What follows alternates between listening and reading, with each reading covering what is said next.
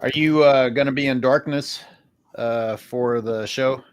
No, Dark? no, no. I'm gonna No, be not ready. you. Oh. Oh You no, look good, nice and bright. no! I'm gonna go sit down out front in my beautiful Hawaii landscape and have an IPA because I just got done I started driving to work 3:30 yesterday and it's 7 o'clock in the morning now. So pretty typical day as of late. So I'm gonna go and Hey, have a Dart. beer and talk basketball with you gentlemen. Hey, Dart. You don't have Cool. to just rub But it in our I'll get face. on camera. You don't have to just rub that in our face that you're in Hawaii. You don't have to just say, "Hey," Willie mixed in a complaint there. Yeah, I totally unintentional. Just sometimes it escapes my mind that I'm living here, so it just it just popped out. Oh, it's all good, man. See, some people are filtering in. We're just going to shoot the shit for a little bit while. Who cares? Said Hoop God's camera has the quality of Bronny's jump shot. Damn. Oh, damn. And this is after his improvement. Oh, look at that. You made him turn his camera off. Don't do that. I I'm just trying talked to this work guy out into all the kinks. lighting up. I got something on the tip of my tongue that I just want to tell the people. You mind if I say something real fast? Now you got me nervous, but yeah, go ahead. Michael Jordan fans are the best. How did I not see that coming? Oh, that's all I have to say for that about that. Yeah. Okay. Wow, we were on the edge of our seats for that. Yeah, but I'll be on camera in Oh, a I would second. like to congratulate JJ Redick for leaving in his best lineup in order to take down the Milwaukee Bucks with their third string playing. Good job. Good job, Lakers. Class act. I'm Wait a unable to minute. watch basketball as of late. Wait a minute. Is That there? was the starting. Those were the starters going against the third string. I don't know. I didn't watch. I actually was listening to Ticket TV for some reason. He's been in my feed, and he's just been tearing the Lakers and Bronny up lately. So I guess you listen to somebody once, and they feed you them the next day. Oh yeah. Yeah, I my rant was, guys, I'm in a better mood than I was when I recorded that rant. Stephen A. Smith really fucking threw me. Man, that guy's become unbearable. Stephen A. has to toe the line. He knows where his bread is buttered. You know, what's interesting is I watched some of the old Skip Bayless, Stephen A. Smith debates when Yeah. uh, Stephen A. was good cop and Skip was bad cop. And even Stephen A. had resigned that LeBron wasn't going to be what the league had hoped, even back then. So Stephen A. Smith, if he tries to like get on, go full blown LeBron, has his own testimony recorded to go against him. Oh yeah, of course. But it's like Let me check the chat. See what's going on. You guys want to give a shout out to any people? Michael Silberg gave a super thanks in the premiere. Thank you, Michael. Dallas was in the house. We always hope that Dallas will call in. This is an old school episode today, so some old school people are welcome, especially Chicagoans and Ohioans. And yes, I do know one is a state and one is a city, but does anyone ever, like, when you think about the Chicago Bulls, does anyone ever associate the word Illinois? rarely ever. Right? Rarely ever.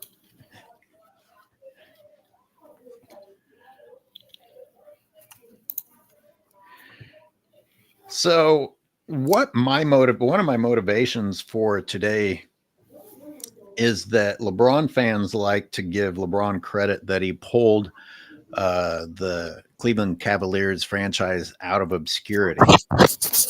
And like they had done nothing ever until LeBron arrived, which I mean, they didn't accomplish a lot, but obscurity, I don't really agree with. Now the Bulls, maybe some obscurity. I can't really think of the days. Maybe you can help me out with this. Days before Michael Jordan that the Bulls were anything to talk about at all. The Bulls didn't even make the playoffs the year before they drafted Michael Jordan. Now, the year prior, 82, let me see, 82, 83, 84, they missed the playoffs. But yeah, the Bulls, they pretty much what in the 80s, it was the Chicago Bears. Nobody was harping for the Bulls. Now, if you contrast that to the Cavaliers, they were actually on the rise. When you have Mark Price, Ron Harper, who gets overlooked, Larry Nance Jr., Brad Daugherty, of course Craig Elo. I'm going to go out on a limb and say this: if you remove the Michael Jordan element, okay, Michael Jordan comes in the 2000s. Now you have that Cleveland Cavaliers team going against the Detroit Pistons. I feel like they're split. I legitimately feel like the Cleveland Cavaliers would have beat them one year. Pistons probably would have beat them the next year.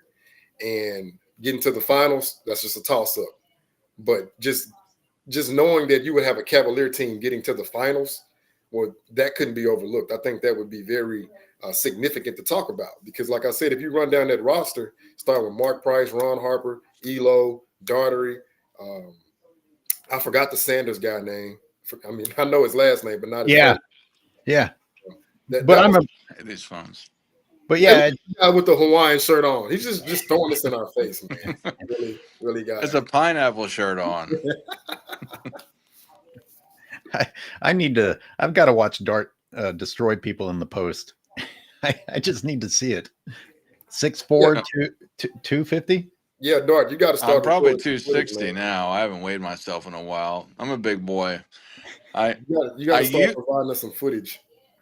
I used to go pretty hard when I was younger, but now the kids fight back. So when I go and if I used to just put a mean drop step, I would just wrap my whole leg around people, and I'm sure it didn't feel good. Let alone just other things. I played a little dirty when I was younger. I'm not gonna lie. I actually, I think some kid broke my rib once, elbowing me back. Keyword back. So, but no, I don't play dirty anymore. I try to avoid contact at this point in my life because I'm pushing 40 and injuries they come immediately. It seems. I know I'm not 80 yet, but the AOH 80-year-old. Almost. No, but yeah, no, I've been flirting about doing some footage, but I could do that. Yeah, but I got to find people to play with. You can watch me do hook shots and some whatever, but I don't know how fun that'd be unless I just make a parody out of it. Well, I thought someday we should all get together and play, but with you talking about throwing elbows and shit, maybe not. Oh, that's when I was 20, but yeah. No, so just to bring that up, it sucked because I was trying to go and visit my mom before I came to Hawaii, and Robin lives in New York. My mom lives near the Philadelphia area, and we were in the initial stages of planning to get together and do something, but it never happened. So but to bring it back, me and Hoop Guy got together and we went to Twin Peaks and saw some Twin Peaks out at Twin Peaks in Dallas. It was a good time. Enjoying some cold beverages in the process. Yeah. What was it? It was the Final Four. We watched Zach Edey versus whoever he beat. The guy that they're all hyped up on, right? Or was that the game before? I don't remember. But yeah, me and Hoop got met in real life. So cool. So we got to fly out to the West Coast now. Have some drinks with AOH. Yeah, before earthquakes and wildfires consume the entire state.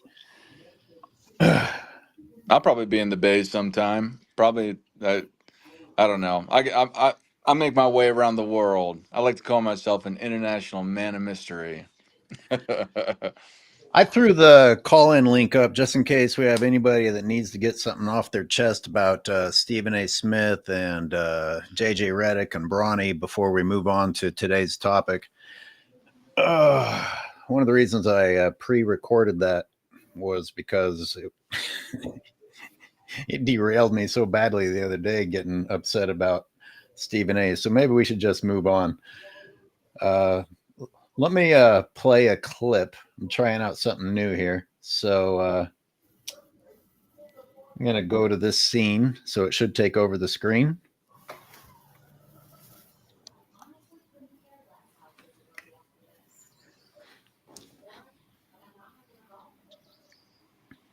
Look where the Larry Nance is.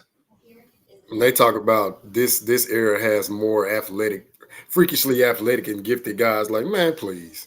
Ain't nobody dunking like that today. It's lagging for me. That's happening a lot with you lately. I think you don't have a strong signal. Well, you guys aren't lagging, it's the video, but my videos have been lagging. Is that what you're saying? Well, it seems like you've had more technical difficulties in recent weeks on the shows. Is it just me? Or is he giving me Dr. J vibes with how effortlessly he's dunking the ball? Yeah, when he's taller than Dr. J. Oh, but, okay. But still, for some people will claim that makes it more difficult. But he beat Dr. J and Dominique. Like, this is from a dunk contest, and he won. But like, his head's at the rim, and he's doing that. He did the rock the cradle one hand. There it is, right there. I mean, to be able to do that with the ball, look, he did it. He did it again, and he's making it look so effortlessly. Like, you don't see him like displaying a lot of like, I'm really trying to do this type of stuff. It's just like, oh man, I do this in my sleep. Is it lagging for you, Hoop God, by the way? No, it's showing clear for me. Okay, cool. I suck. I just want to make sure I'm not trying to throw shade. Oh, he's changed to giving us the foot view. You got so let me read a couple of people, and then we'll go through them. Because the new school people just like to claim that nobody played in the past without bothering to do their research. Larry Nance, Brad Daugherty, Tree Rollins, Mark Price, Craig Elo, Hot Rod Williams, Ron Harper, Del Curry, Sanders. And I'm just going to say, for the people that claim that Jordan had super teams, then if Ron Harper was on the Cleveland Cavaliers, that means that Jordan faced competition, right? They don't want to talk about that.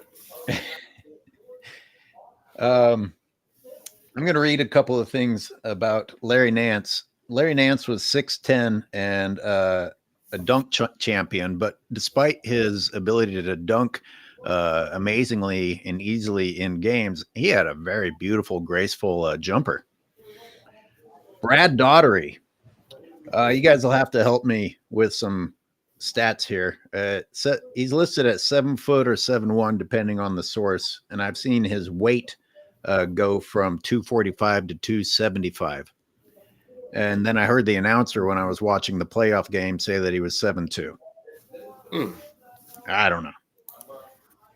Now, Tree Rollins, without controversy, was listed at 7'1", 275. That's a big man. Yeah. But, like, once you say the name, I remember it. But a lot of these guys have fallen into obscurity, unfortunately. Like, I had almost forgotten. And at the time of Tree Rollins' retirement, he was the 4th highest in career blocks, and also came in second as in Defensive Player of the Year voting. Mark Price. I was watching some of the clips, and it was fun watching Mark Price dribble with great skill without carrying the ball. Mm-hmm. Mark Price in his 3-point competition made 20 of 22. 20 of 22. What was that? What was that score?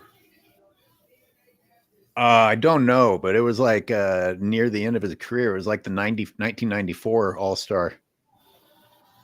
One of those. 20 of 22 is crazy. He only missed 2 threes. He finished his career with a 90.4% free throw shooting percentage, 40% 3-point field goal shooting percentage. During the 88-89 season, Price became the second player after Larry Bird to join the NBA's 50-40-90 club for those who shot at least 40% from 3-point range and at least 50% from the field and at least 90% from the free throw line. We had Craig Elo, we had Hot Rod Williams, Ron Harper, Del Curry, Sanders. Let me show some of the opening minutes. I also have this queued up for people. Doherty was held down after game 1 and then has been the top rebounder for the Cavaliers since. There's some of that ball handling. Baseline. Beautiful. Well, this game is taking jumper on the from same Nance. frame as the first 4 games have, where the Cleveland Cavs have gotten out Would it be quickly. safe to say that Brad Daugherty, Jordan before coming man off the Tim screen, Duncan, hits his first shot of the game. well, he was the predecessor before Tim Duncan. Jordan needs 25 points to break Bernard King's record for most points in a 5-game series. Yeah, What I don't pressure on know. a player knowing you have to come And out for and me, score 40 I'm for your watching team to still win. frames every 3 With his seconds basket, on and my it was end. Price who scored 31 in game 3. So I can't enjoy the show. That's my bad because I got this terrible Jordan gets it in nowhere good in the position. middle of the Under the world basket. Oakley lost it to Harper. connection Here's to Ron Harper the against interwebs, I guess. And it's an 8-2. Hey, AOH, Yeah. I know this is slightly off topic, but would you believe me if I told you that Bill Cartwright has a better free throw percentage than LeBron James? Yeah, I believe you. I mean, LeBron's got a terrible free throw percentage. All right, I'm going to play that clip again in a little bit for people to enjoy. But here's my takeaway from the beginning of the game. The Cavaliers got out to a 15-point lead. You see, Scottie Pippen turned the ball over there when he got the ball. Jordan went 1 for 1. The rest of the Bulls were 0 for 4. And I got to ask people who criticize Jordan for being a ball hog, how can the team be 1 for 5 and Jordan's the one who took one shot, the only one that was made? But you guys got to watch. You guys got to watch Mark Price dribble that up and drain the bucket. The pull up. Doherty was held down after game 1 and then 4 games have, where the Cleveland Cavs Not here. have gotten out quickly. Jordan coming There's off the Jordan. screen hits his first shot of the game. So fast. That release is so fast. Jordan needs 25 I wonder if people points on to my break Bernard channel King's just record get the Price. still for frames like most me, points in a 5-game series. What pressure on a player knowing you have to come out or and if score it's just 40 me. for your That's a team to difficult win. shot. Price with his basket, and it was Price who scored 31 in game 3. And here comes the Pippen turnover. Jordan trying to give him an Jordan gets assist. it in good position. Ooh, to it's Miller. working now. Under the basket. Oakley lost it to Harper. Here's Ron Harper against Corzine. And it's an 8-2 Cavalier. Doug Collins with that fro, almost as good as yours. Well, apparently that's blackface. Now it's not working again. I just caught the fro. Okay, just stop talking, because you complaining about your connection is ruining the experience for everyone. Oh, Dallas is in the waiting room. Willie Williams is in the waiting room. Sorry, guys. So Dallas, we'll let you in first. What's up, big dog? Oh, what's going on, y'all? How y'all feeling today? Man, great. Good afternoon. Yeah, thank you. I've been under the weather a little bit, but this right here is a joy to watch. So I love this conversation that y'all starting today. But just a quick rant. So I got League Pass due to me playing 2K. They give you free League Pass for that. So Oh, I just really? been watching. Yeah, like if you get like the it's a certain one that you get. It's probably like $100 something odd dollars, but you get the game and then you get free League Pass as well. So I didn't know that. because I don't really want to just pay for it straight up. I want to have some type of benefit from it. But anyway, I was watching some of the games, and man, I swear to God, this is the worst era of pro basketball. Like when I watch the games now, it's kind of like I I don't understand how it appears that it's no play calling, and guys are just running up and down the court and just taking whatever shot. Like it's not even a penalization for taking a bad shot. Like it's hard for me to understand that this is the way that the game is played. Like and everybody plays that way. It's not one team that I watch where I'm like, man, okay, I can get with that because they kind of run an offense. They got a couple of guys they go through. It's like everybody can shoot the ball. I mean, it's just the defense is not there. Everybody shoots threes. Even if they can't shoot threes, they shoot threes. And then that's my first rant. So that I was just kind of disgusted on that I can't really watch a full game right Yep. now. Yeah. The second thing was when I was watching the Lakers last night, I was watching Bronny. I damn near felt like it was child abuse to have him out there on the court because I'm watching and I'm like, you mean to tell me none of you adults in his life can sit him down and say, hey, I know you want to go to the league. Yo, you got to get better. You know, we play against these guys. We know how good they are. You got to get better. Like you can go if you want to, but we're letting you know that you should not go because I was watching him play. I'm like, he is literally the worst player on the court all the time. He's like playing. It's like I'm sure all of us have played different levels of basketball, right? The most I probably played is some high school ball. It would be equivalent to me going and playing with NBA players. Like that's what he looks like on the court. Like it's almost like unless I prove I just got this unstoppable jumper that I never miss or I got some insane athleticism, they're just gonna leave me open on the side like they did him last night. It was like really like, how is this guy even on the court? It doesn't even look right. When I He doesn't reacted, even- when I reacted to awful coaching breaking him down, I felt some of that. I said he looks like I looked in junior high when they give me the ball to bring up and I didn't want to. Like I was scared. I wasn't confident in ball handling. I was like, I don't want to be the guy who brings this over. And that's what I felt watching him. And then somebody like Kwame Brown or somebody said that the next day. They said, like, that guy doesn't look like he wants to be there and he's forced to be. So to your point, Dallas, I wonder if it's true that nobody said it or if people said it and what his dad wanted just caused him to do it anyway. I don't know how much truth there is to that, but 24 NBA executives said he is not ready and he's there anyway. So, he had to have heard it to have heard it. It's crazy. And I'll say this and I'll let the other caller get on. I'll sit back and listen. But the thing about it to me that bothers me the most is that it not only speaks to, it's not just basketball, it's also speaking to, it's just this manipulation that you talked about in your rant where it's kind of like, you're convincing people that it's okay for you to manipulate the system for your son to play. And you got all these guys in the crowd with these jerseys on saying father, son. And I'm sitting there looking at it like, but what are we teaching if you're saying I'm the dad? It don't matter if my son is not any good. He gonna play because I'm here. It's like it's just this thing that I feel like it's not just basketball. It's like speaking to the mentality in general of people thinking that's okay. And You're not at a family. You're not at a family pickup. You're at an NBA game. And I'm gonna take it one deeper, and I'm gonna leave it. I promise I'm gonna leave after this. And I thought this, and I don't want to. I hope this don't shake too much stuff up. No, hey Dallas, I got something for you before you head out too. Okay. The last thing I said, I thought about this yesterday. I said, what if this was Larry Bird, and this was Larry Bird's son? And I hate to throw the race card in there like that, but I wonder what it would look like because some of it also has a little racial part in it too because we got. As a black person, it's like they're backing like his father's his son. If you was in this position, you would do this. And it's kind of like, And I feel like LeBron plays that a little. He plays to that a little bit because he can kind of use that. I'm a father, and all this type of thing.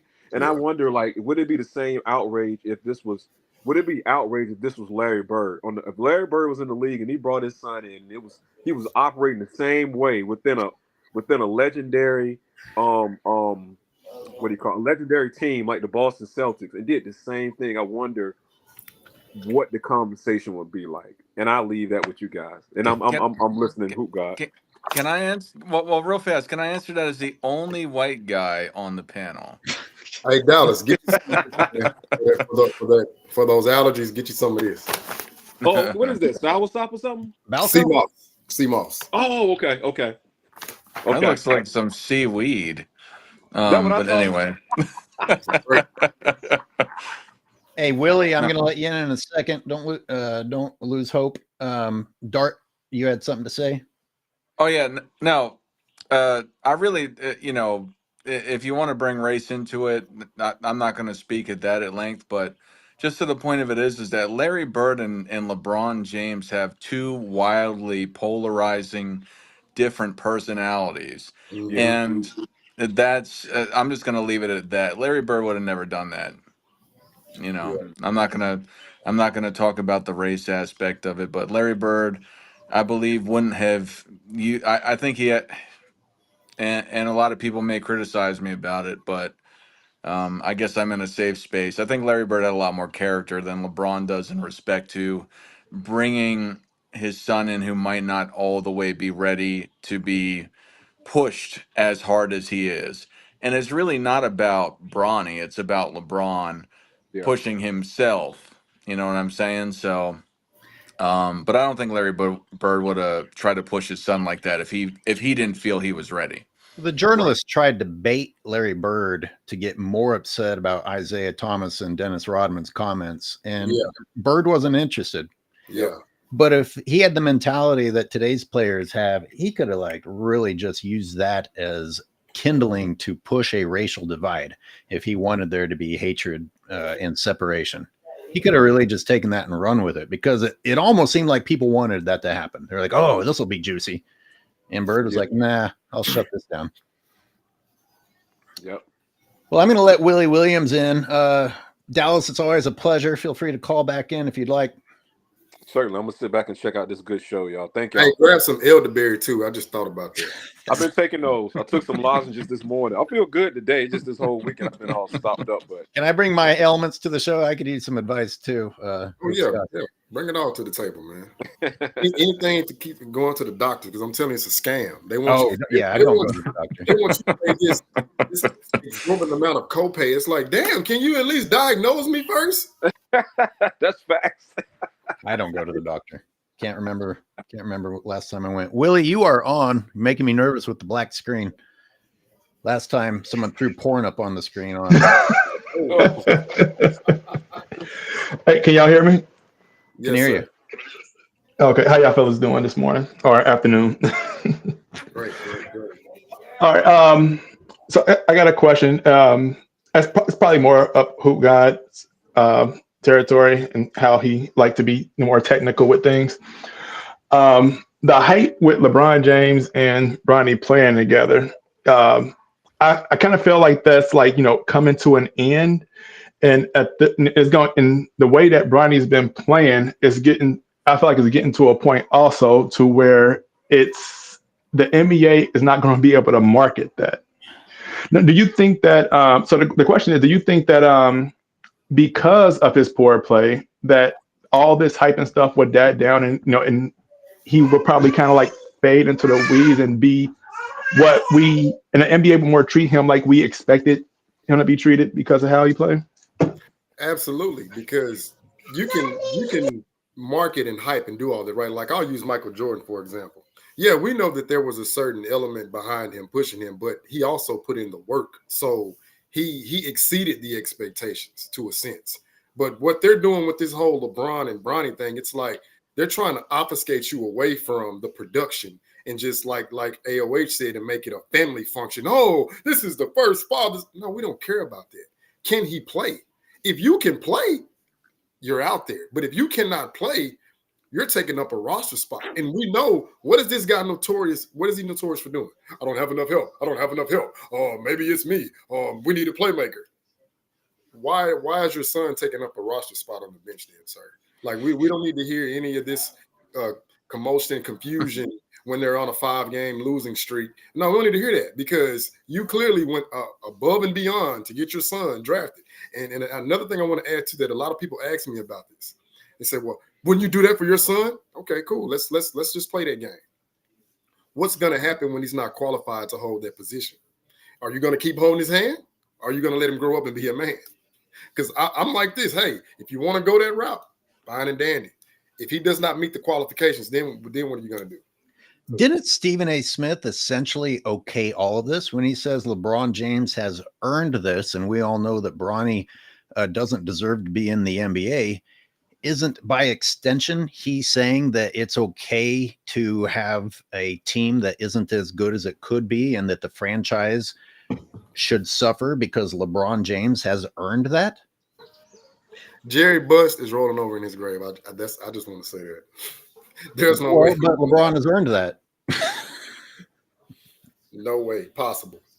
And this touches on what I think Dart's topic is Sunday, the effect of marketing.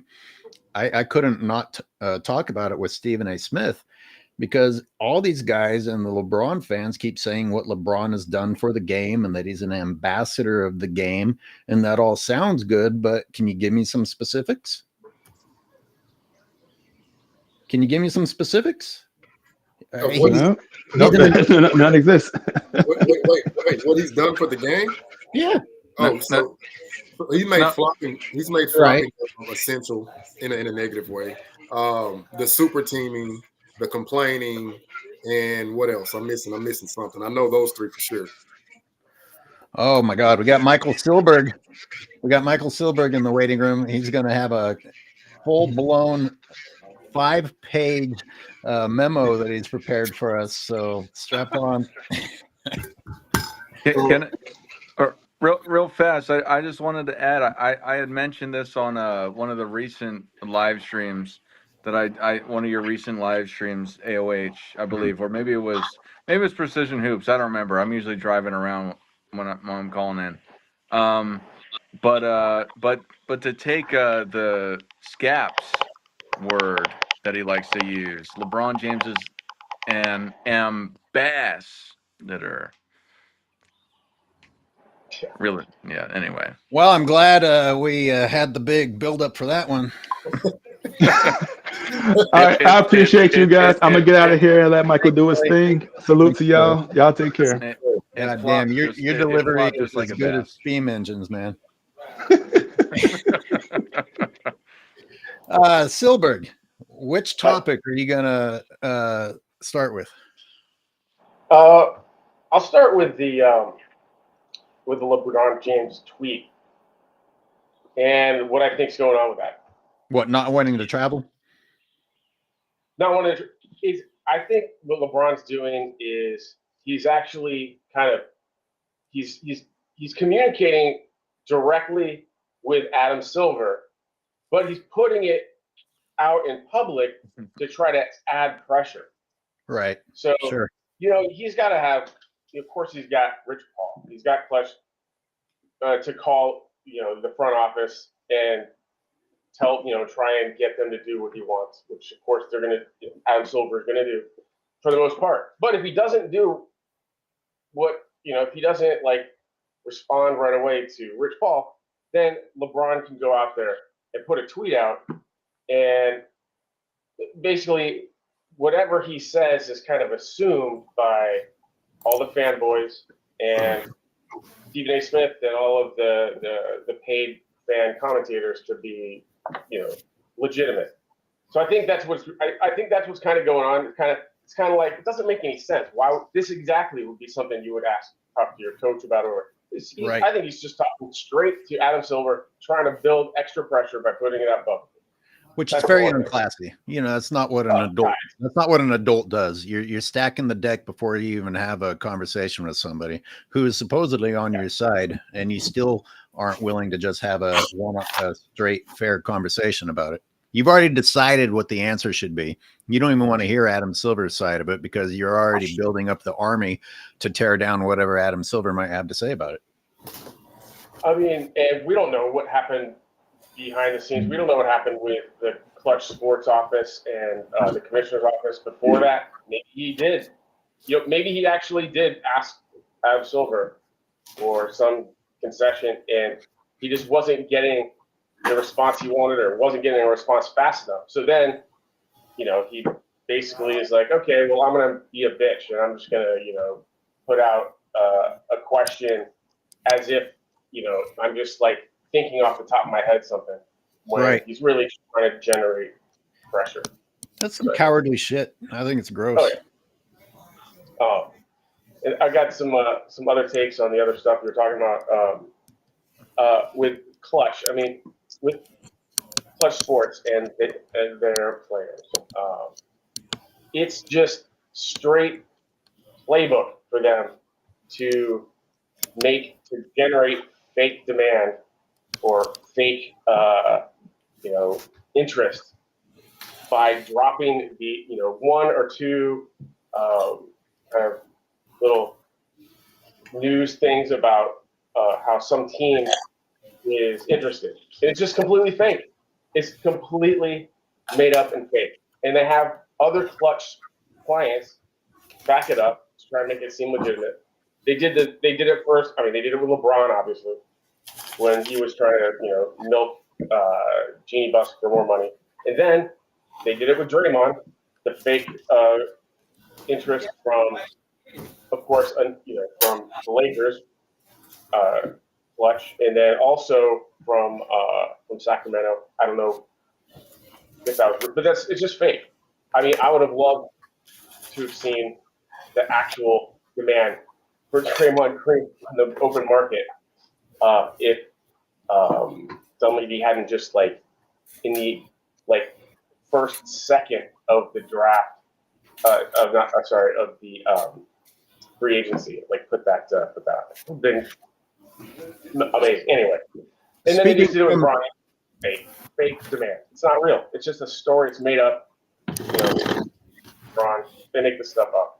Well, I'm glad you said that, because you had a lot to say about Bob Myers. So you've obviously paid attention to the Warriors organization. And I don't know if you're getting this because you listened to my rant this morning, but I was like, man, the Warriors have been reduced as a franchise, have been reduced to a pawn in the LeBron James story. But how do you prove? I mean, it sounds crazy when you say that these reports aren't true. But from the scientific community, let me tell you, when reports come into the picture, when you don't have a study, a report replaces a study. It sounds important, but if you had the actual information and the facts, you would have a study with the data and peer review to go along with it. A report is just what you got somebody to say. That's all a report is. Right. And Clutch has lots of people who they're paying to say a lot of things. So, yeah, that's what they do. That makes sense. Hey, viewers. I said it in the show. I was like, maybe we're all to blame because, I get frustrated because somebody has said something so dumb that before I even finish editing the previous rant, I've got to do a new rant. And maybe this is what they want. They keep us engaged and they keep us emotionally involved. And that's one of the reasons I won't watch the WNBA and I don't care about Caitlin Clark versus whoever, because I feel like they're just trying to sell me on yet another soap opera. And I'm already drowning in the NBA soap opera. But the reason I prefaced with that is viewers. Should we keep bitching about Bronny and Clutch Sports, or should we talk about the Cavaliers of the late 80s? Let's see some comments. Silver, do you have anything to say about that? Oh, hell yeah. Okay. All right. That is, you are pointing exactly to what I think is happening. And it's the big question is, this kind of didn't seem to make sense at first, which is, well, the ratings are down, right? I mean, less and less people are watching the NBA. So how are they able to now have all these extra billions of dollars to spend on their media partners. Like, where's that coming from? Right? It just doesn't seem to add up. Well, so the answer has to be that if the ratings are down and people are watching less, they're getting the money from somewhere. It has to be from online engagement. So this, since it's kind of transitioning to the revenue coming more and more from online engagement and less from people actually watching, then they have an incentive to generate as much online engagement as they possibly can. And so you look at how much ESPN paid Pat McAfee, which was insane. I mean, and what I think they were doing there was just trying to get ahead of that and basically kind of cut off or grab the competition before it turns into something that they don't have control over. So that's why they paid so much money for him, because they're like, oh, hey, this online engagement thing is where the future of the revenue is coming from. And so now you have Stephen A. Smith trolling, lying, pissing everyone off. I mean, not just him, but LeBron, like everybody. Their whole, as long as they can keep people like, going online and tweeting and Yeah, ESPN, I'm gonna. they're making know. money. I think those of us who are intelligent get it. Unfortunately, if in fact online engagement is generating a revenue stream, then they have their audience, because what do we always say about LeBron fans? They don't watch the games, they watch the social media highlights. So if that's all that is necessary for the NBA to continue, then I guess we won't ever see the NBA improve. And with that said, the votes are in. The viewers are saying they want to talk about the Cavs, which is indeed what I advertised. Spielberg, thank you so much. Appreciate Thank your you. Thanks, support. guys. Have a good one, sir. Now, Thank you, guys. Appreciate it. thank Thanks you. for hearing me. All right. Including what Silberg just said and what we all just said. Another thing I saw in that game 5, the deciding game in the Cavs Bulls with Jordan and Mark Elo and company, someone ran out onto the court, but I didn't see it. I only heard the announcer say it. And you know what the announcer said? "We are not going to show you." And I said, yeah, that's exactly how that should be getting handled. And somewhere along the way, we switched to glorifying those people. Out one side of the mouth, we're like, oh, that's terrible. But you're like, show me. And the network actually was the parent here and said, no, we're not going to reward that sort of behavior.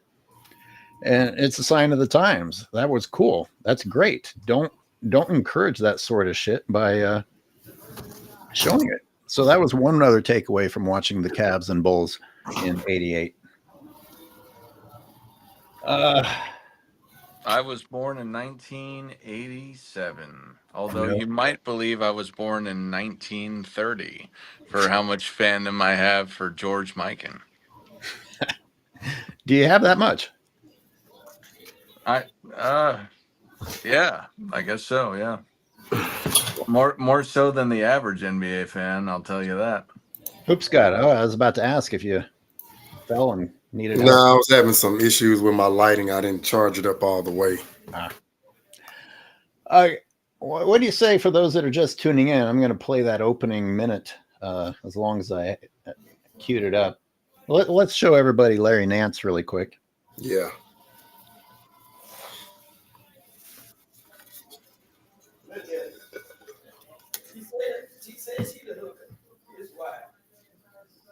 Dang.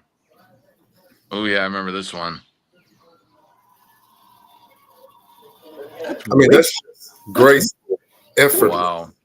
artistry. I'm more impressed I got good internet connection.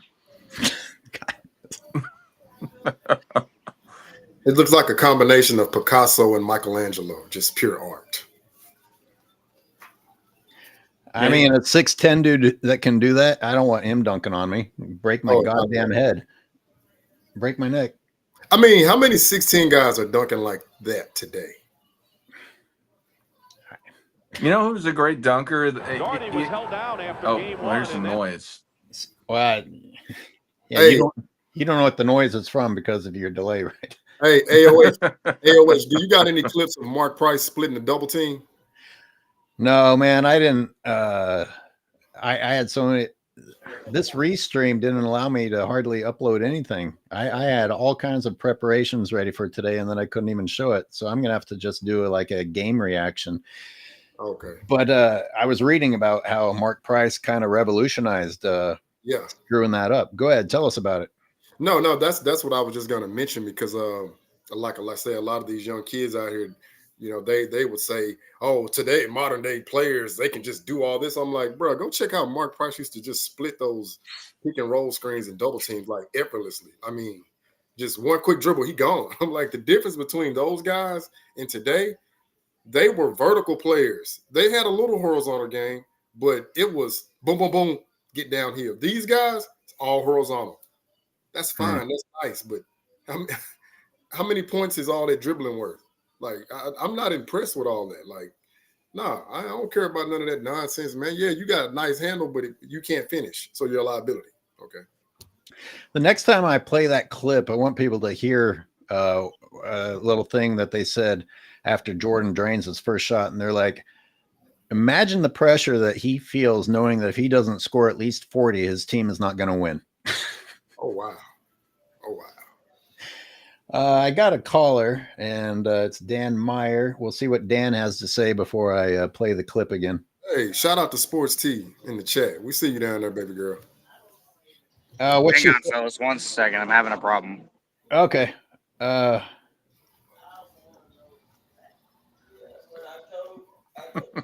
What is okay, the can you guys hear me? Yeah. You're working. I was going to say you're working better than Dart is, so I don't know what the problem is. Oh, he's gone. Okay, I'm having a hard time keeping up with the scroll on the chats. What does Sports T have to say? Oh, no. She was just trolling one of these guys back. They were trying to, like, talk about the 90s. So she was just being condescending. Like, what are you talking about? They're all plumbers.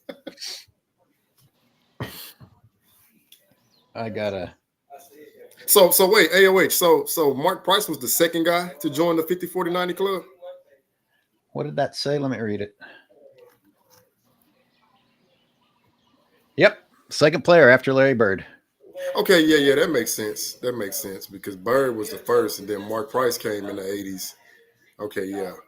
So Reggie Miller would be third, right? Sure, that's what you're on here for. Okay. Bring that knowledge. I don't know. No, I was just see that's another one of my talking points. Like, not to digress from the topic, but I'm always looking at who brings nuance to the game. So, of course, Bird is the first forward. He done it back to back, and then Mark Price is the first guard to go 50-40-90. So, I'm looking at that like, is this era today? Is that not what they're obsessed with? Efficient. That's all I hear. Efficiency. Those dudes didn't care about that back then. They were just that great that. Looking back on their careers, it's like, yeah, they weren't playing to be efficient. They just so happened to be able to do it naturally. So how can that skill set not translate to this era when you have less defensive rules? You can't hand check, you can't body up, you can't grab off screens. Like, what? Man, come on, man, stop. Like, hey, with Lerv, I saw your comment earlier saying that you'd like to see self-researched basketball facts on one of these. I actually reached out to him because I thought he'd be great for this particular topic, and I didn't hear back. And Dart, and I wrote to him like 2 days ago. Dart, did you say that he's going to be on your show, one of your upcoming shows? Yes. So self-researched NBA facts and NMB sports are going to be competing via debate in the MJFB summer, which has extended long past the summer debate league. In the finals matchup, they're going to be having a debate in between who's greater, the 1972 Lakers, who self-researched NBA facts will be arguing for, versus the 1987 Lakers, who Nick and NB Sports will be arguing for, who I forgot to mention, said that he should be coming sometime soon. he got caught up in work because of reasons. And he said he should be here sometime soon if the stream will be on long enough. Yes, but he will be on. And for future reference, I would just comment on. I would just tip him on his YouTube page because he likes to read his comments, and then let him know you emailed him. And he'll probably follow up with you. Okay. Hey, we've got people coming and going, but we've got some new viewers. I'm going to go ahead and play that clip. Now I wish well, it's not my fault. It's Restream's fault, but I don't have more to show. But we're just going to held down after game one. don't talk during this. I want people to just pay attention to the ball handling, the shooting. Still frame. Shut the fuck up with your fucking no technology ass. Go climb a tree and get a coconut over there. Doherty was held down after game one and then has been the top rebounder for the Cavaliers since. Nance, baseline, 4-0. Well, this game is taking on the same frame as the first 4 games have, where the Cleveland Cavs have gotten out quickly. Jordan coming off the screen hits his first shot of the game. Jordan needs 25 points to break Bernard King's record for most points in a 5-game series. What pressure on a player knowing you have to come out and score 40 for your team to win? Mark Price with his basket, and it was Price who scored 31 in game 3.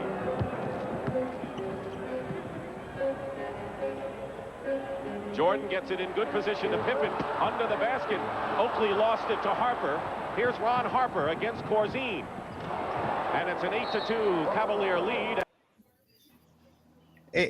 So many things to talk about. You talk about the skill. You talk about the superior ball handling that I just saw. You saw Mark Price shake his defender and then pull up and drain it. You saw how fast Michael Jordan's shot release was. You saw how beautiful a 6'10" dunker's shot was. And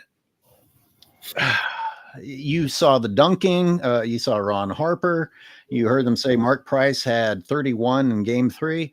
Like, how delusional do you have to be to believe that these guys weren't good? It's just the fantasy that LeBron fans want to live in. It's that next level of delusion. It's just whatever they perceive and whatever they believe. No matter what the facts, dictate, no matter what the evidence suggests, I just don't believe it, so I don't believe it. Like, okay, well, that's fine. That's just the first minute of the game. I didn't go and search for the best section to show. This is just what basketball looked like. That was so much more beautiful than what I watch now. By the way, I've got a crap on Ja Morant. That motherfucker got injured because a ball hit his foot.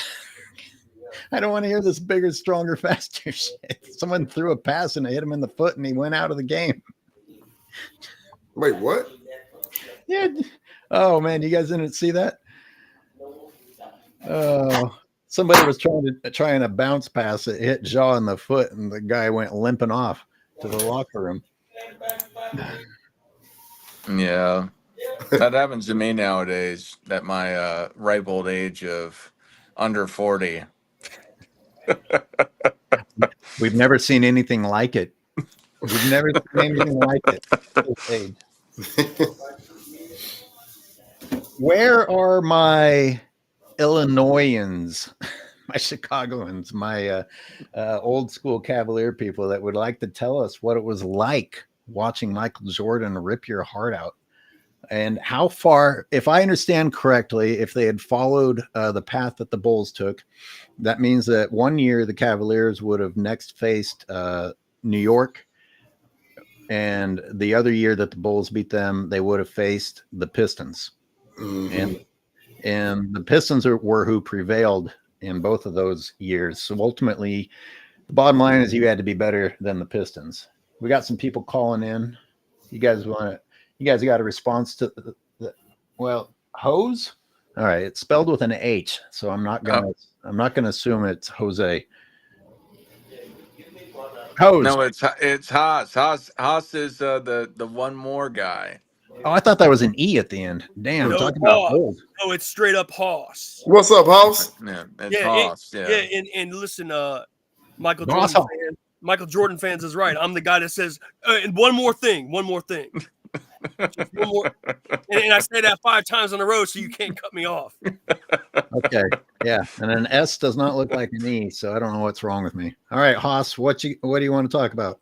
I'm really happy you did this show because, in my opinion, in the whole 75 years of basketball history, this team is probably the number 1 most underrated team in the history of basketball. I mean, how much do you hear this team talked about, in terms of historical legacy? Yet this team was one of the best teams of all time, to be honest with you.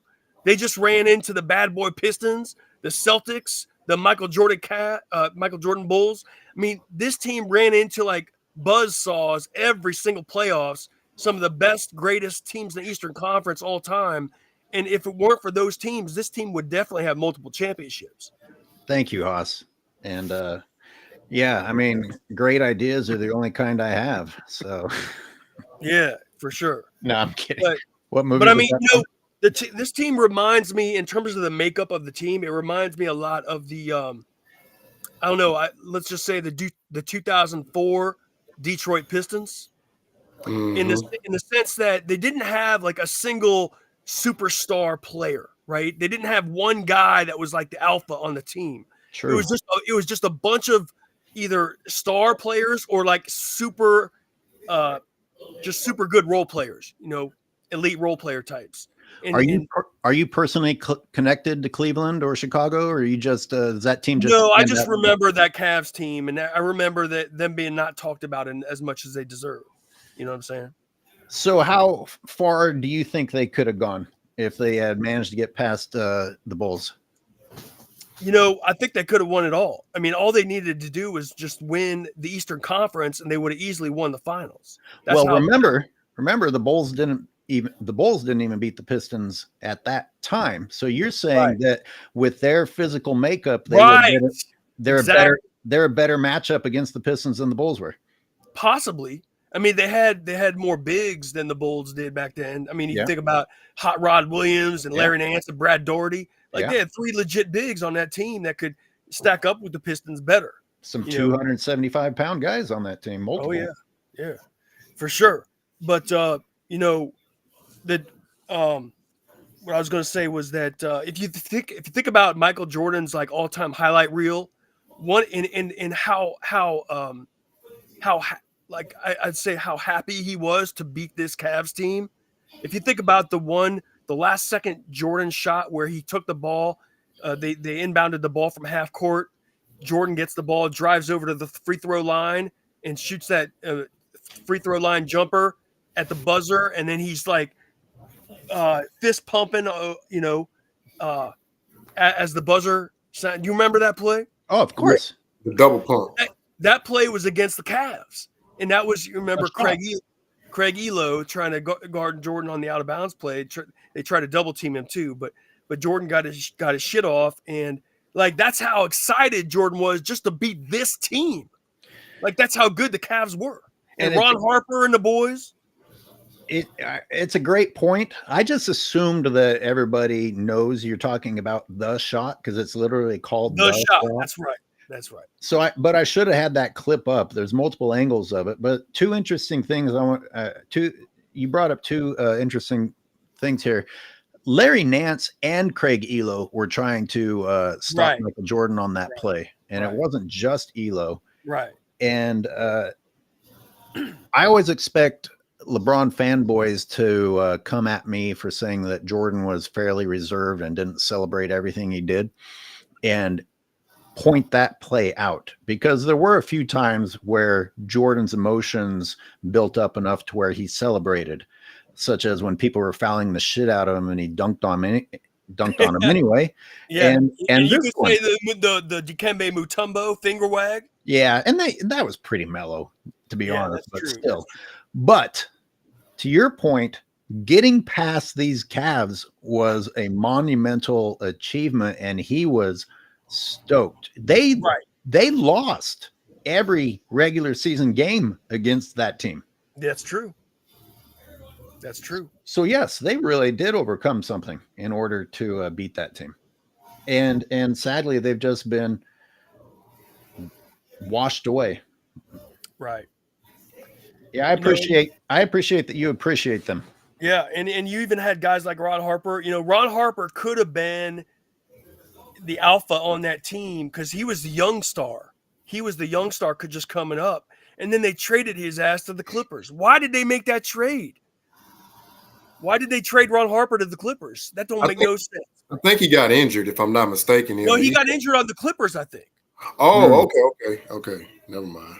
Yeah, he got injured on the Clippers. I think they traded him for like Danny Manning, the number 1 pick in '88. I forget exactly what they traded him for. But that was a terrible trade, bro. As long as you're bringing up Ron Harper, apparently there's some controversy about what he said on The Last Dance, claiming that he told Wilkins that he wanted to guard Jordan. And it kind of like painted Elo in a bad light, like Elo shouldn't have been the one assigned to him.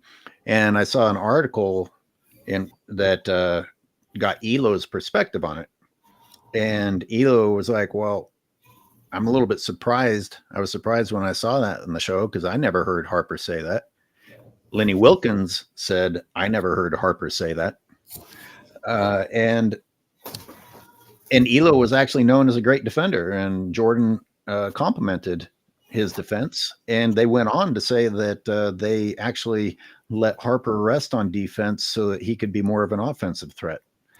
It's very interesting that made it into the film, especially if it's not accurate. Yeah, for sure. Thank you very much for calling in and sharing your appreciation for the team. Yeah, you bet. It's a pleasure. Thanks, Haas. All right. Got my light back. Let there be light. Tom, I see your camera fumbling around in the back. Are you ready to come on, or you need a minute? I can't hear you unless I enable you, so I'm not talking to anyone. Sorry. Tom, how trying you to get this. Oh, hey, thanks, guys. Love the streams. Sorry, I'm trying to flip the camera on the software, but it's not letting me do it. So I'm just gonna go blind for now. No worries. But to answer the question, first of all, thanks for putting this on. Yeah, those Cavs were a beast, but unfortunately for them, every other team in the East were also just as beast-like, including Larry Bird's Celtics. Ron Harper got traded from that team because there was a rumor going around at the time that him or his buddies were into drugs, and the owner wasn't going to have any of that, so he sent them away for a song. Interesting. Didn't know that. But what strikes me most about today's NBA and the big ongoing GOAT debate is that and I kind of follow politics casually, but this whole thing really feels like a political operation. Thank you, sir. Thank you. That's exactly what it is. Thank you, sir. Thank you. I mean, even to the point where on social media, where you see suspect accounts posting up, more LeBron James worship. Yeah, and it really feels artificial, almost to the point where a lot of these arguments for him have been bought and paid for. Yep, definitely. I mean, it's a distraction. Politics is a distraction in a soap opera, and sports is a distraction in a soap opera. Hey, wait. If I could chime in real quick. So, Tom, you know what verifies what you're saying is true? If you just go back and watch some of those old clips with Shannon Sharpe on Undisputed, he commits so many Freudian slips where he will say Michael Jordan's the GOAT, right? Like, for example, he was talking about when Jordan had to overcome the Pistons, and he was like, well, yeah, see, he had to overcome the Detroit Pistons. That's how he became the GOAT. I'm like, wait a minute, Shannon, we get it. Hey, I don't mean to interrupt, but I'm on this phone, and the audio is dropping in and out. I'm going to go on my computer. All right. So I'll be right back. I'll let you back in. And I got a clip of Shannon Sharpe saying that, and then he tried to catch himself like, no, you committed a Freudian slip because you know you're lying and you're trying to push this narrative. And then furthermore, if you want to expound on that, Shannon Sharp said this in 2012. No, Tom, answer this question for me. In 2012, Shannon Sharp said the greatest players of basketball, God, Air Jordan, Kobe Bryant. Okay, fast forward to 2017. All of a sudden now, Kareem is number 1, Jordan is number 2, LeBron is number 3, Kobe's number 9. I'm like, wait a minute. What did Kareem do? Did he come out of retirement and add to his legacy? I'm like, I'm trying to understand this. So yeah, what you're saying is spot on. I'm just glad other people are seeing the forest through the trees, because I'm like, I've never like remotely considered LeBron on the level of Jordan. Well, I mean, I'm kind of old and I remember all those days, and so to me, LeBron is having a hard time finding his way into the top 10 for me. But exactly. But for some of these young guys, it does feel like there's some level of delusion with it when it comes to these younger fans who simply never watch Michael Jordan. But but some of these takes are just so ridiculous that they just have to be artificial. Well, I'm coming to realize not only did they not watch Michael Jordan, they aren't actually watching LeBron James. They are really they're really only looking at their social feeds. The context of the difficulty of whatever that person accomplished on the floor is lost. Yeah, I'd have to agree. I would have to agree. I mean, just by casually watching, a few minutes of the NBA of today's players, you can clearly see there's a huge skill gap. Yeah, because today it's too much face up, and I get it. There is a certain element that you should have a face up game, but it should also be balanced out with a post up game, and you should also be able to play off the ball. Other than like Steph Curry, Jokic, Giannis, kinda, but he has a lot of flaws. Luka, the rest of these guys, they pretty much play the same. And what I mean by that is Jokic, yeah, he puts up triple doubles, but his triple doubles are leading to winning, sort of like Jason Kidd. Now, Jokic, one of the many things I like about his game, he doesn't take away from his teammates. He doesn't take away from their production. Neither does Steph Curry. Now, I'm seeing a guy like Anthony Davis playing alongside LeBron James. You can visibly see the frustration, but he can't come out and say it because he's all paid for by Clutch. Because I can tell you guys right now, you put Anthony Davis in that Spurs system with Coach Pop or the Golden State Warriors with Curry, Anthony Davis is probably going to be a 2-time Defensive Player of the Year. He's going to have a couple of seasons that he goes for 30 points per game. Not consistently, but he's being held back by the guy that's coerced him to come play with him because of what? The greed of the dollars. So, yeah. But it's scary. Like, how much money do you need? You're pointing at the human race as adoption of their only form of value being their bank account, because because as time has gone on, the people who exist out there who would say, well, yeah, that's a tempting paycheck, but my legacy that I'm going to leave behind is more important. Anthony Davis is not poor. How much more money do you need to keep getting, as opposed to separating yourself and trying to leave behind a memory with the fans of how great you actually were versus an entire career of being a scapegoat? Yeah. Plus I think these guys are equating money with skill. I keep hearing how great these players are and how great Anthony Davis is, but when I'm watching him play and I see him having good moments, I have a hard time envisioning him actually being a starter on those great 90s teams. Would he even make it off the bench? Good question. Speaking of how tough it was, I'm sorry. Go ahead. Go. I believe that he would, simply that he did come from one of the top 5 schools, Kentucky, because I look at the Blue Bloods, UCLA, Kentucky, Duke, Kansas, and then the Tar Heels, my team. So I do think he would. Now, could he sustain it? That's another conversation, because we see how fragile he is now in this less physical era. And I mean, he just gets bumped a certain way, and like, damn man, you hurt again. So I Yeah. think talent wise, yes, but endurance wise and his durability, probably not. What's it going to take for us to stop saying that about him, though? Because he's played more games than LeBron the last 2 seasons, and he's playing more than, I mean, nobody plays, very many games anymore. So how many years does Anthony Davis have to be mostly healthy before we stop attributing that to him? Quick question, for both of y'all. Did you guys ever hear about Kareem and Hakeem dealing with significant injuries throughout their career? No, I heard Kareem get criticized for looking older, but I don't really remember the injury talks. Now, Yeah, Kareem kind of wore down, but Hakeem, his career was actually cut short, through a chronic back injury. Yeah. Now, the reason why I say that is throughout their career, for the most part, they were durable, but they also did yoga. Understanding 7 feet tall, so rather than try to bulk up, not saying that muscle isn't good, but you got to have that you got the pliability, like they say the old bamboo stick, bend but don't break.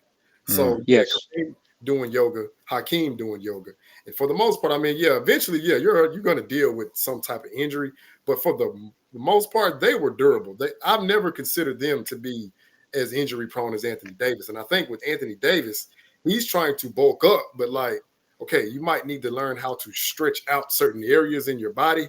So if you do come down a certain way, muscle memory is built up. This way it's not foreign. And, it might be like a, minor little nag, but it's just like when I see him, it's like, bro, this dude get hurt and he just gone. But to his credit, he did play more games than LeBron with this past season. So I got to give him that. And I'm hoping he can keep it up. I see the other difference that I see between these guys is not just the way they train physically, but mentally. I mean, like Hakeem, humbled himself to train with guards. Yeah. And Kareem trained with Bruce Lee. Yeah. So, to me, that tells me that these guys were just mentally tough enough to push through a lot of these rigors and challenges that I'm not so sure that these guys today are willing to do. I mean, for like Anthony Davis to get better physically, he has to humble himself to understand that there are weaknesses in his body and in his game that he needs to work on. And I'm not so sure he's willing to do that. When you get max contracts without being willing, it makes it hard to be willing. Exactly. Michael Jordan said that. He said that 20 years ago. He said himself, Magic, Bird, Isaiah, even though he despises Isaiah, he still gives the man credit. We had to earn our pay. Now, these guys are just getting handed to them right when they sign. Like, if you get picked, top 5, top 7, they're already getting max dollars. Like, wait, what?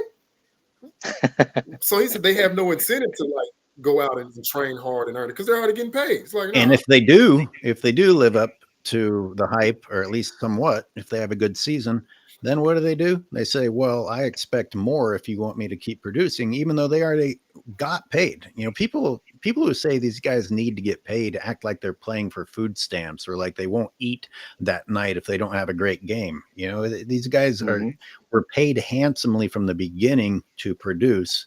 And then they have the nerve to be like, well, if you want me to do my job, you better pay me even more. It's pretty gross. David Stern never let that happen. You see, the other thought that I had was, I mean, if all of this is a political construct, to me, that means that once LeBron exits the game, the politics won't stop. Because now that his son is in, I think the next objective is going to be get Bronny his max contract. Hey, Tom, I'm going to let some other callers in. Okay. I appreciate you calling in. Thanks, guys. I've got, Dart's been in the background, and Dallas is back. Guys, because my brain is shitty, let me just say this before I forget. Haas brought up the hell that it was to go through the East back then. Just as a reminder, Cleveland, although they had to deal with Chicago, if they hadn't, then you had New York, You had Milwaukee, you had Detroit, you had the Boston Celtics. And, you know, people probably don't think that much about Atlanta, but do you really think that Dominique Wilkins was going down without a fight? I mean, even Atlanta, who probably doesn't stand out to people in that list, was no joke. They're going to push you. They're going to fight. Every single one of those teams was going to be a brawl. Mm-hmm. There wasn't really an easy path to take. But going through Jordan was clearly the worst one for Cleveland. Dart, are you just rejoining? Do you want to talk, or shall we see what Dallas is calling in for? Yeah, no, Dallas, you're good, man. I'm trying to figure something out. Okay. Again, I'm gonna thank y'all. This is such a great topic, man. And the caller that was before, I really enjoyed listening to his take.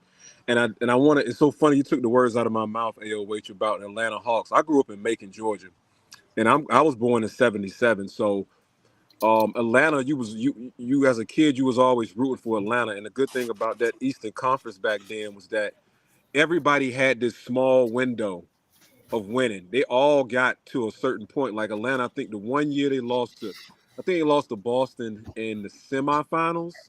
I want to say that was when Bird had that. Him and Neek had that big duel. That was kind of like the closest to when Atlanta was going to be able to win the championship. But you're right, as far as those teams in the Eastern Conference, man, was just hell to go through. And like I said, they all had it was all a window where they had everything they needed, and they might have got as far as they can get. And they just had to go against either Detroit, Boston, and then eventually the Chicago Bulls. Then also I just want to speak about, man, Mark Price was so tough, man. Like that guy was he's almost to me a John Stockton. He was like a John Stockton of the Eastern Conference. I would say with a better offensive game, because he really could shoot it, and he really but he played, to me, he did that pick and roll just as well. I don't know if you would say Larry Nance was on a level of a Karl Malone as far as a perimeter, as far as shooting off that pick and roll. But I feel like Mark Price is one of those players that's, man, I don't even know. Is he a Hall of Famer? Did he get chosen for the Hall of Fame? That's a good question. I think he was an all-star only 4 times. I was surprised to learn that. The reason why I say that is because I don't know how I feel about Michael Cooper going into the Hall of Fame. I saw that the other day. Like I like Michael Cooper, and I think he's a good player, and I know he was on a team that won a couple of championships. But Hall of Fame, it's like almost like if you put, I don't know, that was a little difficult for me. I'm curious to what you guys' thought is on that. I didn't want to take you off topic because I really like the this conversation about the Cavs, especially mentioning the Atlanta Hawks of the 80s and the 90s. I was a big fan of them as well. Well, it's not totally off topic, because once you got through that chainsaw of the East, the Lakers were waiting for you in the West. I got to think that the fact that he was part of Showtime has Michael Cooper in people's minds. And, you know, there's so many great players in the NBA. You have to be seen for people to, that's not true. I mean, if you have true students of the game, they're watching everybody, but it couldn't hurt. It couldn't hurt to be on the Showtime Lakers if you're trying to get into the Hall of Fame. Mm-hmm. So my take to that is, okay, let's look at Ben Wallace. We know he had no offensive game whatsoever. Stalwart on defense, rim protection, post defense. I think I want to say he's 9-time all defensive team, 4-time defensive player of the year. So he's pretty much, when you say like a lot of people, I think it's a misconception that if you're not good on offense, you're not a good player. Well, no, Ben Wallace just understood this is my strength and I'm going to excel. So when I look at Michael Cooper, right? No, I'm not putting him on the level of Ben Wallace, but I think it's his defensive production, right? And then you got to add in, he was a great shooter. I think 2 or 3 seasons he shot like 38% from 3. I'm pretty sure he shot over 80% from the free throw line, and then he was excellent in transition. But this is the thing I like about Michael Cooper that a lot of people don't point out. He was always the assignment for the other team's best perimeter player. He had to guard He Bird. was. He had to guard Isaiah, Joe Dumars, Michael Jordan, Clyde Drexler, all them guys. Bernard King. He had to draw that assignment, right? So for him to know, okay, I got to go out here and do the dirty work, right? Mm-hmm. And then, of course, he's a 5-time champion. I feel like he played a significant part too. Right. This is just me. I think it's long overdue. I'm just like, okay. I'm like, yo, hold on now. Now watch this, Dallas. What has Tracy McGrady done to get a Hall of Fame nod over Michael Cooper? Because I know T-Mac came out of high school, so he has no college career. NBA, he never got out the first round. Okay, he got a couple scoring titles, cool. But I'm like, hold on. When I saw T-Mac got the nod, I'm like, how did T-Mac get in the Hall of Fame before Coop? Like, what? Look, this is recency bias. That's Hoop just God. Hoop God, I love that because I'm one of them people that agree with you about that. Because when I saw it, I'm just like, T-Mac had some good years, but Hall of Fame, like it was almost like when he went in the Hall of Fame, now that just opens it up for a lot of people. Derrick Rose probably going to get in the Hall of Fame, you know? That's MVP, so it's kind of, exactly. yeah, so it's kind of crazy because I'm like, I don't know. And then what's even crazier about it is, man, these guys, man, when you see them on TV, like T-Mac, and I'm like, he really, I'm not saying he shouldn't think this. He should think he's a Hall of Fame player because he's, NBA player. But I'm like, man, you talking like you was just, you know what I mean? Like you just didn't have it and I didn't have a team, that type of talk. And I'm just like, man, some of them, you can at least win a first round though. I don't care how much help you're saying you didn't have. It's just hard to convince me that a career that long, you can't win a first round playoff. That to me, like you said, that kind of like I definitely would side more with Michael Cooper being in the Hall of Fame than I would say Tracy McGrady. You got me on that point. I can see exactly what you're saying. I think it's an argument. Can y'all hear me? Yeah. Yeah, I think it's an argument because Michael Cooper had the Defensive Player of the Year. He was on those championship teams with the LA Lakers. However, you had the individual dominance with the scoring titles of Tracy McGrady. So it's something any of the All-NBA first teams. I don't think Michael Cooper ever had an All-NBA first team. So I think it is a debate because I think most people would agree that Michael Cooper really – now, obviously, he's part of the team, a big part of the team, very serious defender, given the iconic title of being the Defensive Player of the Year for a year. And he was a major part of those runs. However, I think there's the contrast to it. So I think it is an argument. If I think that'd be a good debate, who's greater, Michael Cooper or Tracy McGrady, and I think both of them have a decent argument. And I do want to ask y'all this too, and I definitely want y'all to let y'all get back. But the Michael Cooper Hall of Fame thing, even the Tracy, it makes me think about people like Shawn Kemp. And I look at his team's success. I look at how many times he went to the All-Star game, and it's kind of like, now that people are getting in, I'm like, is Shawn Kemp a Hall of Famer? You know what I mean? It makes it hard to decide who's a Hall of Famer right now because to me, it should be a no-brainer. When you think about a player and you think about Hall of Fame, to me, it should be like a no-brainer. Like, yeah. It's like it should be, you're not even having to question. Right. Yeah, you shouldn't have to. And it's a lot of players I feel like they're putting in now. You got to kind of think about it a little bit too much. Because I wanted to come back to what you said. If Grant Hill could get out the first round, right? How come T-Mac couldn't? Yeah. I would have to look at that, and I know Grant Hill did suffer those unfortunate injuries, but I'm like, damn, he was able to get out the first round. Like, yo, T-Mac, you're the main guy. You can't get past the first round.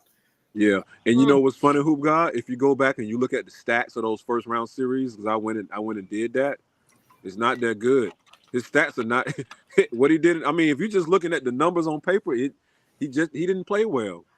He just never really played. His scoring average was high, but when you look at the shooting percentage, it's like 42. It's like low 40s, like 42. That's kind of like, I don't know.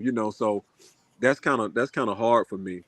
But just to get back to what you all was saying about Cleveland, I wanted to also put it on the map about where Cleveland would be. I'm looking at how they developed within this losing to Chicago. They had a team where they had Gerald Wilkins, and they still had Hot Rod, they still had Larry Nance. I'm not sure if they had Terrell Brandon yet, but that team that Michael also hit a game-winning shot on was, I think, in '93, was a really good team. So I definitely think if they hadn't won a championship, they would have at least had a championship appearance, I think. And I'll just leave it at that and let a caller get on if they're waiting. To answer the earlier question, for what I can find, Mark Price is not a Hall of Famer. Although after listening to you guys talk, it's not that surprising. I mean, he was a great basketball player, but that's a very, very, very long list of people. I think this is for you, Dallas. I'm not sure. Maybe it's for Hoops God. Ask him, does he agree that Mark Aguirre should be in over McGrady and Cooper? Ooh. What? I think Mark so. Aguirre definitely should be in over McGrady. Yes. I think so. When I look at what Mark Aguirre did with the Mavericks, and then he kind of took his role down a little bit more when he went to Detroit to win. And he was a key player for Detroit. It wasn't like he was just on there. He was tough. He was one of the players that the Bulls had a problem with. Yeah. Michael Cooper, well, not Mike, but Mark Aguirre. They took the Showtime Lakers to a seven-game series in the Western Conference Finals. So, to me, now I'm gonna ask y'all real quick: who was his second best player? Roy Tarpley. I mean, now, the reason why I'm saying that, okay, is he anywhere? Like, if I'm looking at T-Mac's, collective talent, and I'm looking at Mark Aguirre, who is Roy Tarpley compared to the T-Mac's second best player? For which, if you want to say Rockets or if you want to say the Orlando Magic. But I'm like, if Mark Aguirre can get that team to the Western Conference Finals and then go 7 games against the defending champion Lakers with a prime peak Magic Johnson, I mean, how is that not? Then he goes to, like you said, he goes to the Pistons. He kind of like scales it back a little bit. And then, as a matter of fact, if I'm not mistaken, I think he took the bench role and said Rodman needed it. So that shows me selfless. See, a selfless player realizing it's not about me, it's about the team. Yeah. Aguirre should have been in a long time ago, but we know who he played with, the bad boy Pistons, and we know how, unfortunately, society views them, which I think is unfair. Yeah, they were dirty, they whatever, but don't take away from what they accomplished. Great Bill team. Lambier needs to be in there. Isaiah's in there, and I know Dennis Rodman, Joe Dumars, but Lambier should be there, and definitely Mark Aguirre. Like, come on, man, get those dudes they're just due. You guys realize I didn't even mention Philadelphia when I talked about the East, and that was when that was with Dr. J and a young Barkley. Moses Malone, Percy Hawkins, Hey, wait, Errol Dawkins. I just thought about something with Moses Malone told Barkley. He said, "You're fat and you lazy." Yeah. That wasn't a lie. Bring those guys back. They're just gonna tell you the unmitigated truth. Just bring those guys back. Meg and some other people also mentioned Indiana, which here's what's interesting. Indiana didn't even make the playoffs one of those 2 years. That's how tough the East was. But yeah, they were in the next season. Can I ask? I want to ask Dallas a question. Go. Do you think Michael Jordan fans are the best? Hell yeah, Michael Jordan fans are the best. No doubt about it. Hell yeah. No doubt about it. Hey, another team I just thought about was Milwaukee. Milwaukee was tough too. Yeah. I said Milwaukee, but I didn't name any of the players, and they had big dudes. And here's who was on Indiana in '89. Detlef Schrempf, Mike Sanders, Chuck Person, Reggie Miller. I mean, those are names that I recognize. What year is this? This is the 89-90. Oh, okay. Do you think was Smiths on that team yet? No, I don't. They had think Detlef Schrempf though, didn't they? They They have had Detlef Schrempf, Schrempf doing it? Yes, they did. And not to digress, Detlef Schrempf outplayed Scottie Pippen in the '96 finals. more points on better efficiency. Mm. But they won't talk about that. Man, you know, Scottie Pippen has some great highlights. He has some moves that I can't deny his ability, but that guy didn't do himself any favors causing some of us to go back and look more closely at his career, because he was a no-show a shitload of the time, and it also took him a long time to develop. Man, you could say that he was a liability as much as he was a help. No, I mean, that might be a bit strong, but man, he did have his fair share of times that it was like, okay, let's carry this guy along. Hey, Hoss, you're in the house if you want to shout at any of this. No, I just waiting my turn. Does it pertain to what we're talking about right now, or do you? I got one more things that are direct responses. All right, chime in.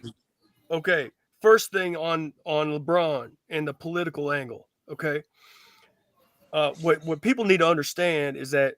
No, skip this one. Hold on. Let me just say this real quick. Okay, Clutch Sports. Listen. Clutch Sports is not a professional organization. What people need to understand is Clutch Sports is LeBron James's hitmen in the NBA. That's the facts. And hitmen are professionals. Well, they're not on the books. Let's put it that way. Okay. They're off the books. And that's what Clutch Sports is. They're off the books hitmen. And if you look at what they do, okay, not all contracts are public.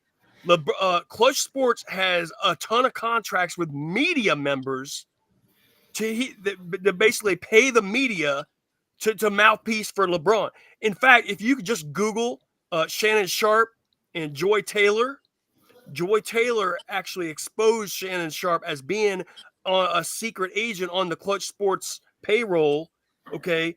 And and so Clutch Sports has bought the media, and let's face it, LeBron James is a billionaire.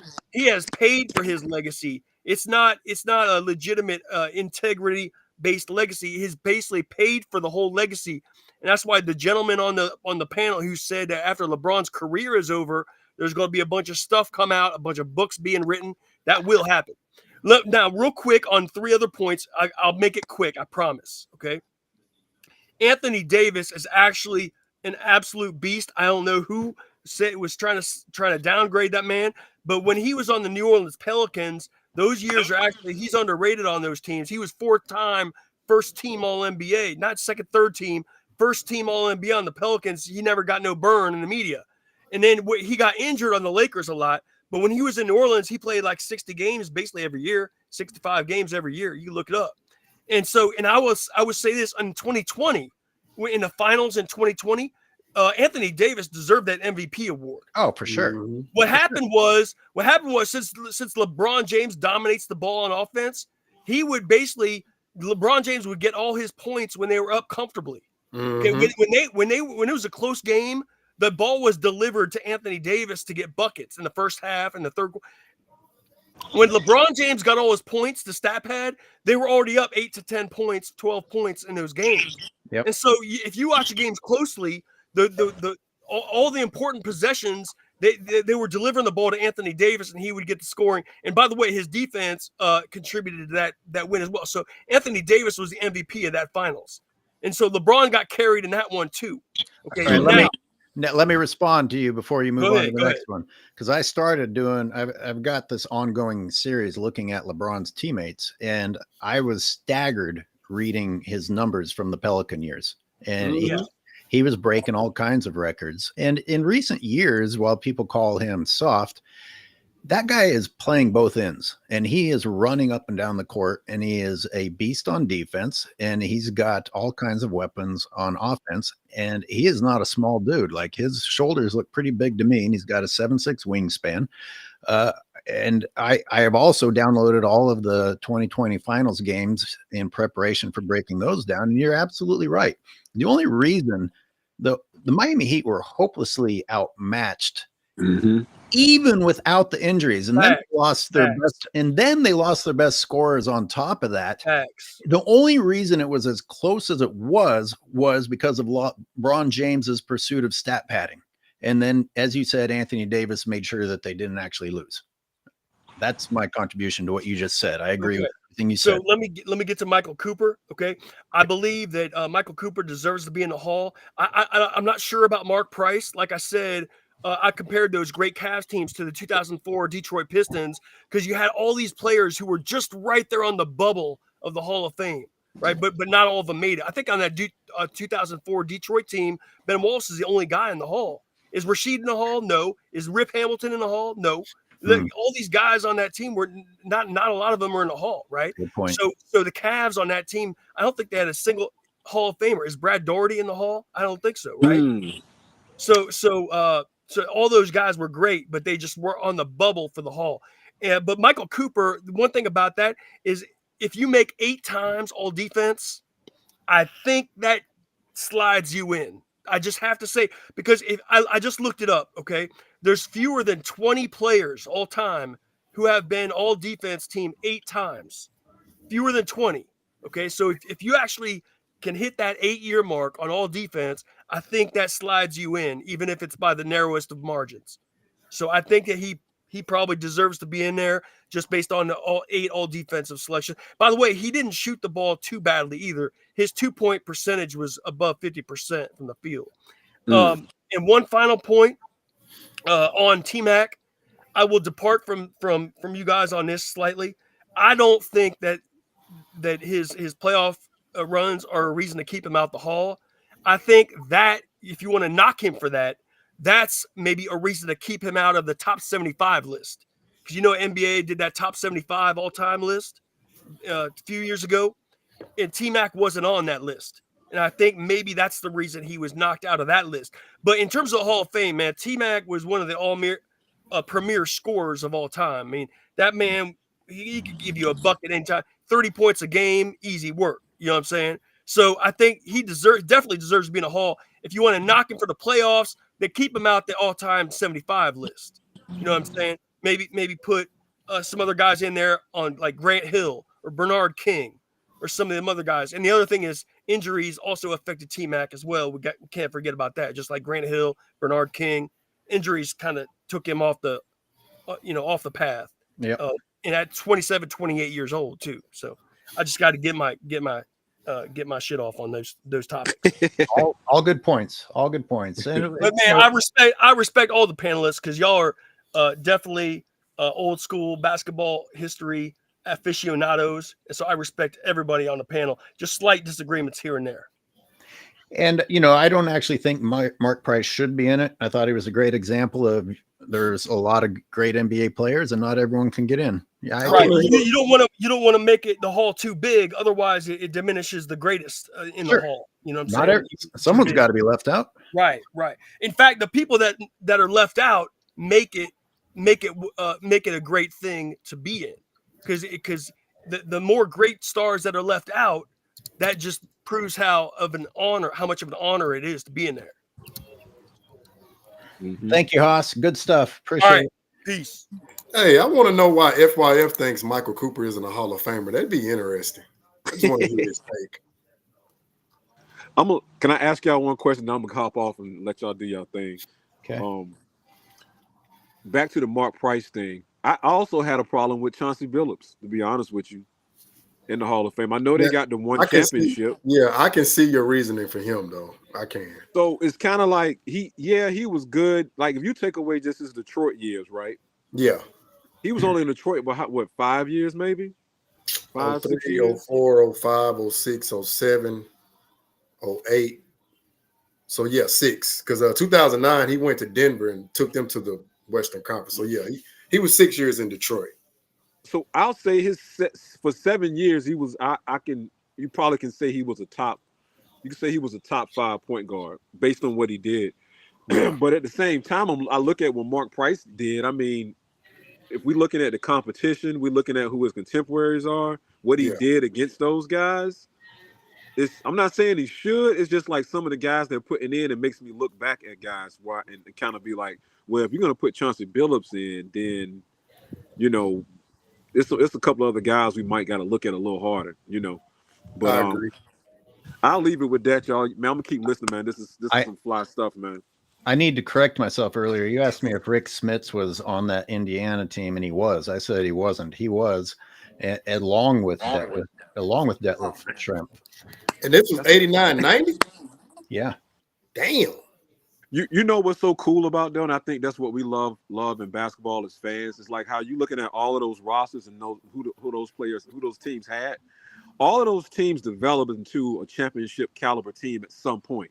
Yeah. All of them. Indiana, Atlanta, and they developed those guys. Rick Smith got to a point where, like in 93, 94, the Flying Dutchman, he wasn't no joke. You know, so it was, and as a fan, you liked that, and you didn't have the divisiveness between teams. You had your team, but you didn't mind watching Detroit make their path. You didn't mind watching teams get to that point where they actually won. So you actually enjoyed when Detroit won, when LA won, when Houston won. You enjoyed Chicago won, but you enjoyed the path. It just you saw them trying to get there. New York, you was happy when New York finally got to the finals because you saw them kept losing to Chicago. You know, and I think as a fan, that's what we're missing now because nobody wants to develop. And I don't know if we're going to ever have that. It's going to probably be a while before people actually we actually get players that develop, really develop and take the right route into becoming having this cohesive team and actually building this camaraderie with the team where you're winning and becoming a dynasty again. I don't know if that's going to happen, because of that. Yeah, I wanted to speak on that real quick. That's why I respect the Denver Nuggets. That's why I highly respect what Giannis did in 2021, before he started acting like a diva. And that's why I give Steph Curry his validation for 2015 and 2022. And if you want to throw in the Boston Celtics, I will too. Because to me, those organizations showed just what you said. They stayed pat. They kept their core players that they drafted and said, this is what we're going to build around, our cornerstones. And then ultimately became champions. Because, look at Denver. They could have traded Jamal Murray. When he got injured and it took a while for him to come back to form, they stayed with him. It paid off. We'll take Giannis and the Bucks, right? They could have got rid of Chris Middleton. No, they stayed with him. And then they just got that one piece, which Drew Holiday, which I see they're regretting. They won the championship. Now, when we come to Boston, right, they did trade Marcus Smart, but I understand why.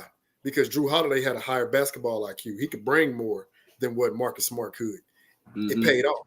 So I do want to see more of that, like you said, versus, guys going to one team and staying 4 or 5 years. Oh, I can't do it. I'm going to leave. To me, I don't know. It kind of dilutes your legacy because it's like, well, if we're looking at these other guys who could stay with one team, like you said, the Detroit Pistons, Isaiah Thomas, he could have went out there and put up them numbers like Magic. But Chuck Daly put him aside. He said, Isaiah, do you want to win or do you want to have fun? Once he understood that, they took off. Instantly became championship contenders. But, I just think it's only a few teams. You got to draft that one player that has that mentality. But for the most part, it's just kind of like once these guys see they can't do it, okay, now I got to leave. Yeah. Yep. Gentlemen, I'm going to end on a strong note. This is good stuff. I appreciate all the callers that called in today, recognizing the Cavaliers of 88 and 89 and 90. And Dallas, as usual, thank you for your support and for calling in and your contributions. Oh, man, and join in next time. And up on the screen with me, we have Hoops God. Yes, sir. I appreciate you being here. I knew this topic would be up your alley. Yes, and sir. Got anything else to say before I end it?